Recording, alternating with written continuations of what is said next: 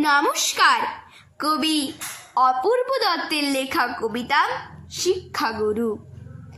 আমি যখন রোজ বিকেলে আঁকার খাতা নিয়ে আপন মনে ছবি আঁকি রং পেন্সিল দিয়ে, তখন আমার চোখের সামনে উঠোনে চারপাশে র্যাপিড বইয়ের 22 পাতার সেই ছবিটা ভাসে।